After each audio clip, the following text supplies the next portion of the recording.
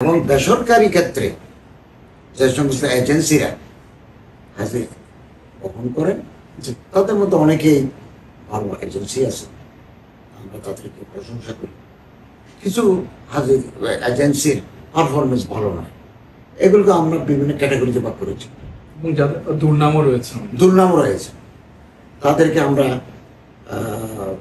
কিছু লাইসেন্স বাতিল করে দিই, জামানত বাজেয়াপ্ত করে দিই, কিছুকে আমরা সতর্ক করি। এভাবে প্রক্রিয়া আছে, এই মনিটরিংও আমাদের আছে।